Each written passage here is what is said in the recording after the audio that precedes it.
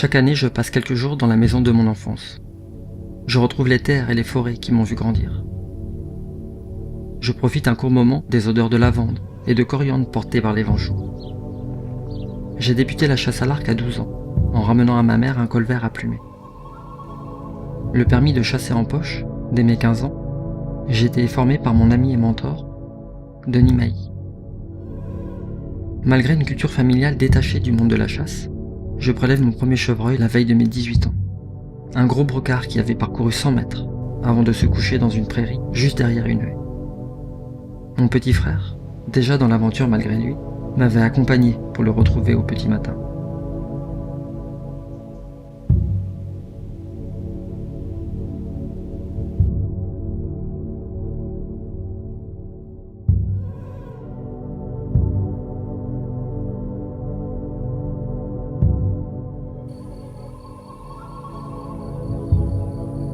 Chaque saison de chasse est différente, des fois magnifique et d'autres fois plus dure, mais toujours pleine d'émotions, et plus encore depuis que je le partage avec mon frère, qui me suit pour me filmer. Voilà bientôt 20 ans que je chasse à l'arc. Certaines années, je n'avais le temps de chasser au mieux que 3 ou 4 jours. Des années universitaires, pauvre en aventure. J'habite maintenant en Haute-Loire, où la chasse à l'approche n'est pas bien perçue. Et c'est avec plaisir que je retrouve la Haute-Garonne pour une semaine forte en émotions. Je n'ai jamais couru après les plus gros trophées, ou même visé un chevreuil en particulier, me laissant libre à toute opportunité. Au contraire, je suis plus attiré par les trophées originaux, les défauts. Certains diront que c'est parce que je n'ai jamais eu à portée de flèche un brocard énorme, avec une ramure si foncée et symétrique qu'elle effacerait d'une charge les records actuels. Je pense qu'ils auraient en partie raison, mais ce qui est certain, c'est que pour moi, tout chevreuil est digne d'intérêt. Seul un tout petit animal pourrait me convaincre de ne pas décocher. C'est bien la chasse elle-même qui, par l'aventure qu'elle apporte, en devient parfaite. N'est-ce pas merveilleux de pouvoir s'approcher d'un animal sauvage et d'avoir l'opportunité de décocher une flèche? Mon frère m'a annoncé il y a peu le début des moissons. Je serai sur place dans quelques jours. Maintenant, place aux rutes.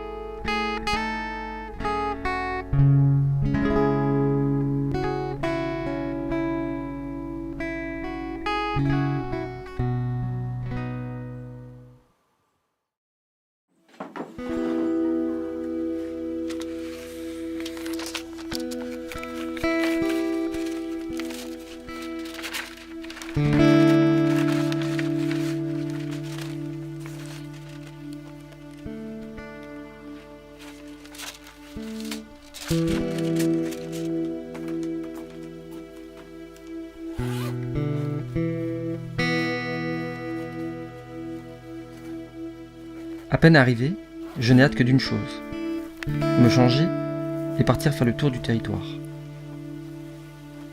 Mon frère a déjà fait un peu de repérage, et il ne me restera qu'à préparer les zones d'affût au sol et à observer les possibles sorties des chevreuils présents sur le territoire. Placer les mâles peut prendre un certain temps, mais il arrive que de magnifiques brocards se présentent rapidement, bien proches.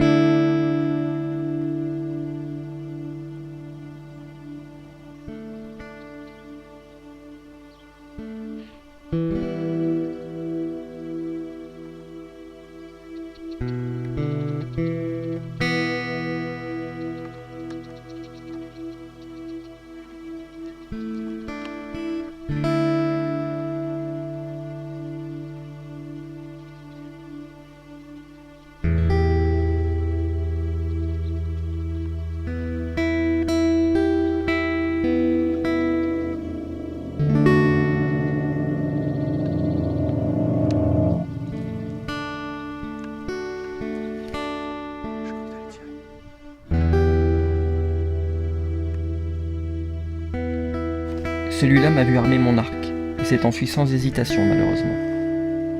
Une belle occasion pour une première sortie.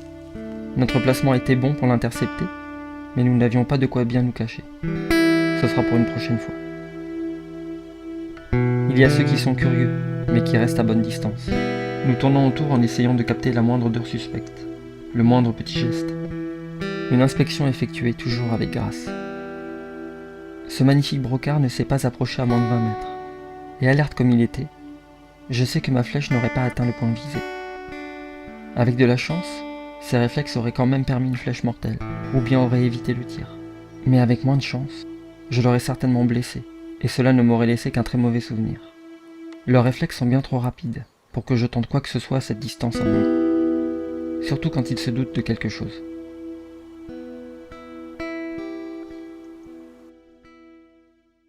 C'est la 4e année que je chasse en compagnie de mon frère, et l'on a déjà pu partager quelques actions de chasse. Une fois, notre première année de chasse en duo, je crois même que c'est la première approche que l'on ait filmée. On faisait le tour du territoire quand on est tombé sur un brocard. Il était au bord d'un champ de tournesol, dans la 3e ou 4e rangée. Je me lance en approche directe, espérant qu'il ne se tourne pas vers moi. À un moment, il commence à frotter un pied de tournesol, comme un fou. J'en profite pour accélérer, et je me retrouve à 5 ou 6 mètres de lui.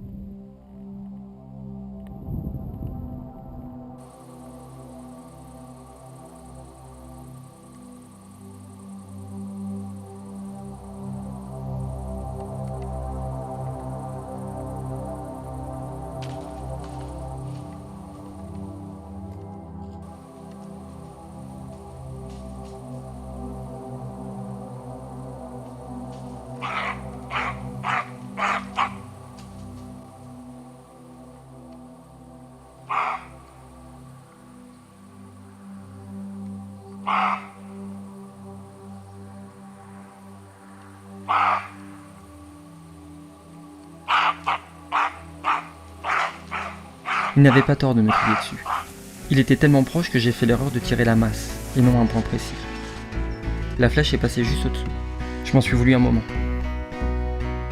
Après cette saison, mon frère a exigé de moi que je trouve une tenue plus esthétique. D'après lui, cela manquait d'harmonie. C'est lui l'artiste.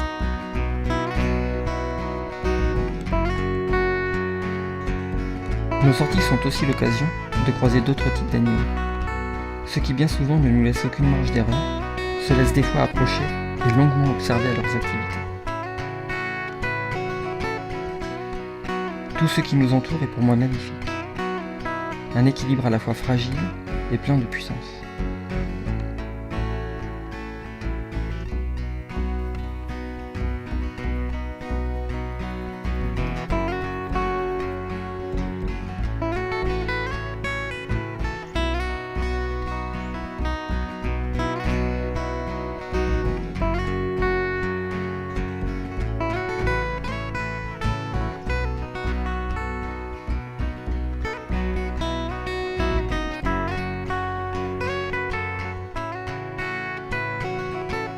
Un habitant, quant à lui, dérange un peu un agriculteur près de chez nous. Et quand j'en ai l'occasion, j'essaie de réduire un peu sa population.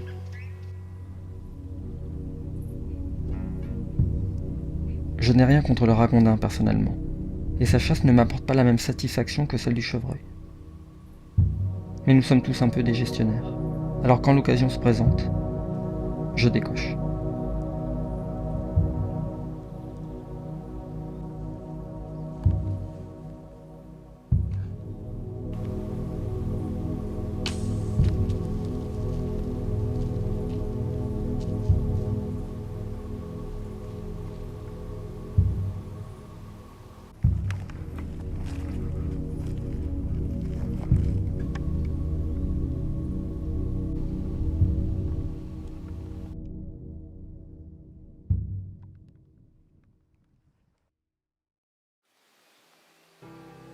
La pluie. Une autre année, il n'a presque pas cessé de pleuvoir. Cela n'arrêtait pas. Il y a même des fois où l'on ne pouvait pas sortir. Cela n'en valait pas la peine. Vous savez ce que c'est que d'avoir froid en plein mois d'août ? On avait l'impression de chasser en hiver certains jours.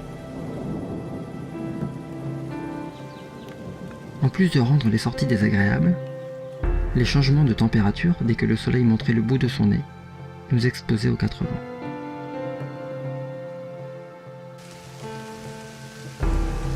On ne pouvait pas savoir si en étant à bon vent en entrant dans un chemin, nous le serions toujours arrivés au bout de celui-ci. Le temps nous a fait vivre un enfer. Dès que la pluie le permettait, on tentait une sortie, en espérant de ne pas avoir à s'abriter d'un déluge. Et quand ce n'était pas le temps, c'étaient les femelles qui nous mettaient des bâtons dans les roues. Nous avions repéré le mâle que mon frère avait pu filmer avec le Tropicam avant la saison. Un beau mâle, encore jeune mais avec déjà une belle ramure. Après l'avoir observé quelques fois de loin, courant après des chevrettes jusqu'à épuisement, un matin je l'aperçois en lisière de forêt avec sa femelle.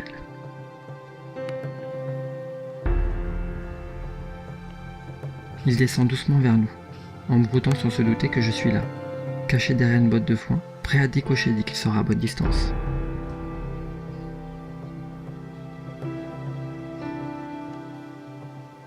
Des fois je me demande vraiment s'il voit les odeurs. Comme une grosse flèche qui leur indique notre position.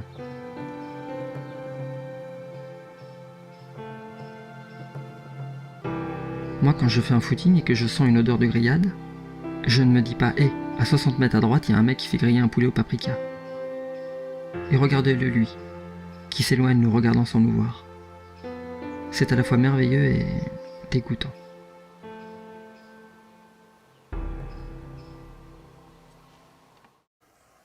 Après ça, je crois que je prenais le vent tous les 10 mètres. Mon stock de talc en a pris un sacré coup cet été-là.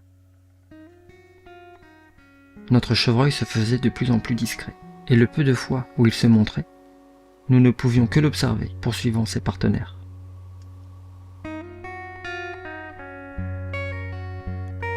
Ses absences laissaient la place à d'autres mâles, dont un plutôt original. Malgré ça, j'ai préféré lui laisser une chance de ressembler à un brocard l'année suivante, et lui laisser passer une saison tranquillement. Pour ne pas trop contaminer la zone de chasse, nous avons fait le tour d'autres places de route. Avec le soleil qui revenait doucement, les moustiques se régalaient de nous.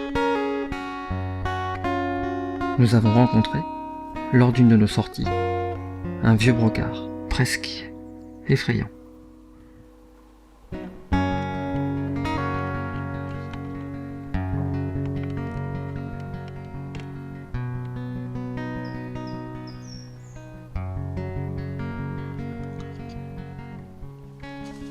Sur le coup, je me suis demandé lequel de l'homme ou de la bête était le plus impressionnant. C'était comme s'il n'avait pas peur de nous. Et les fois où l'on a pu l'observer en compagnie d'une chevrette, il donnait l'impression de nous voir derrière notre haie, de savoir que l'on était là, mais sans même s'en inquiéter une seule seconde. Voilà un brocard qui n'avait pas froid aux yeux. Nous avons eu une dernière occasion avec notre brocard un soir. Je remonte le chemin qui mène jusqu'à sa prairie. Je repère une chevrette. En regardant au-dessus d'une botte de foin, j'aperçois notre brocard. Il s'approche tranquillement. Je me prépare à tirer.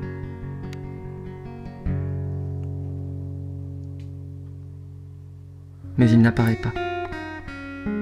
Quand je me redresse, je ne le vois plus. Et je ne comprends pas pourquoi tout le monde s'est comme figé. Un sanglier inquisiteur qui a fait fuir tous les chevreuils du coin. Regardez-le dubitatif, sûrement attiré par le remue-ménage qu'ont fait les chevreuils.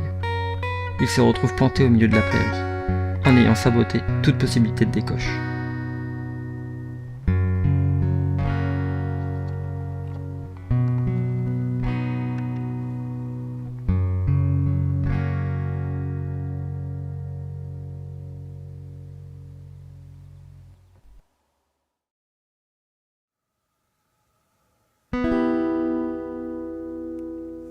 Mon plus beau souvenir. La deuxième saison de chasse avec mon frère. Une journée qui restera gravée à tout jamais dans nos mémoires.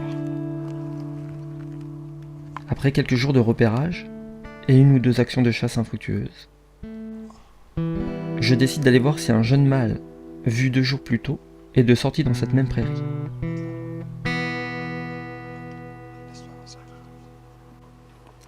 Le vent est bon et nous permet d'approcher silencieusement par la forêt. Avec un peu de chance, le brocard sera toujours sur sa place de rut. Peut-être en présence d'une femelle, ou aura-t-il été remplacé par plus fort que lui?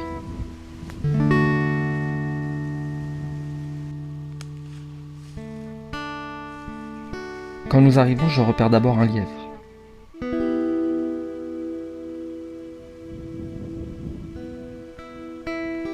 En m'avançant un peu plus, je le vois couché en lisière de forêt.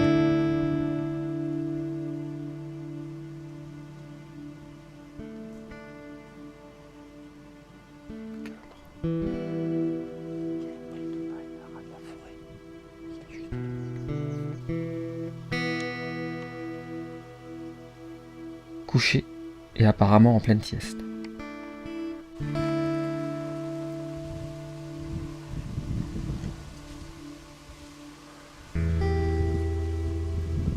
Les semaines de rut sont éreintantes pour les mâles. Ils mangent peu, dorment peu. Alors le moindre petit moment de répit est utilisé pour se restaurer. Les chevreuils perdent beaucoup de poids pendant la période d'accouplement. C'est à coup sûr un régime très efficace. Le jeune mâle finit par se lever et se met à brouter tranquillement. Le soleil se lève dans moins de 40 minutes. Après ça, nous serons bien plus exposés à la vue du brocard, malgré les bottes de foin.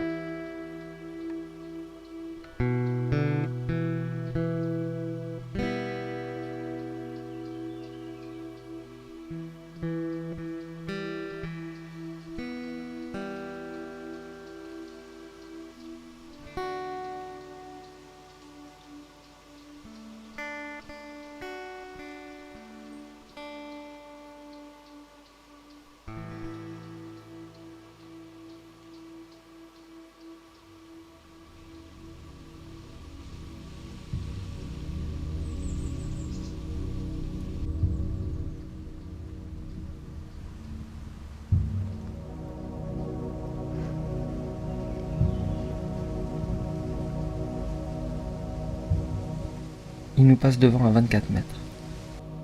Trop loin pour assurer le tir sans qu'il ne saute la corde.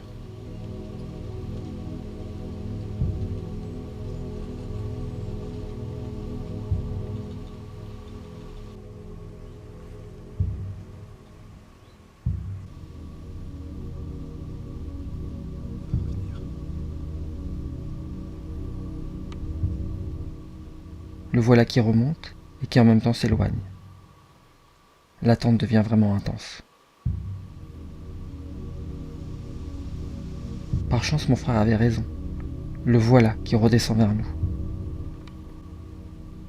Toujours en mangeant et toujours aussi calme.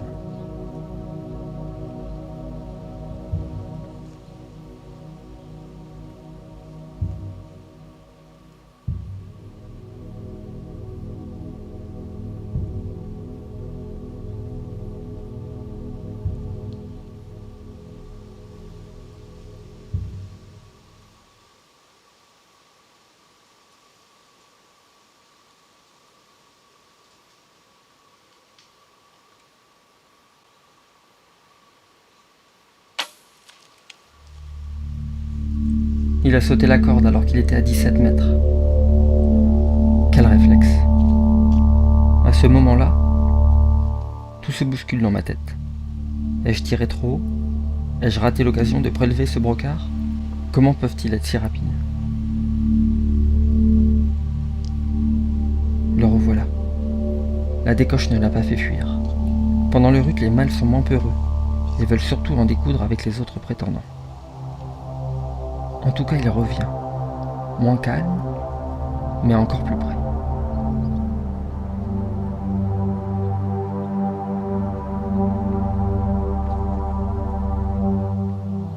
L'adrénaline me fait trembler. Je dois retrouver mon calme pour réussir un deuxième tir. Le brocard est à 13 mètres cette fois.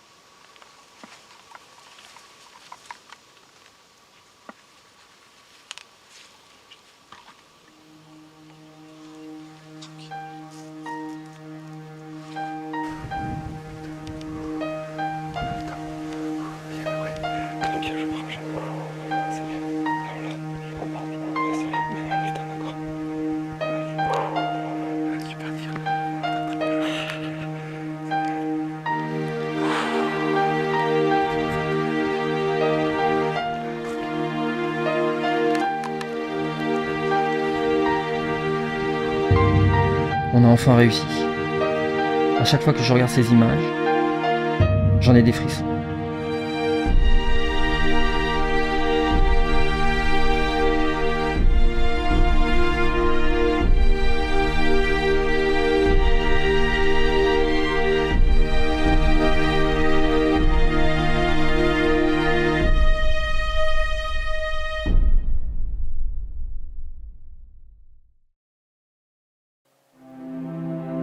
J'ai hâte de savoir ce que me réserve cette nouvelle saison.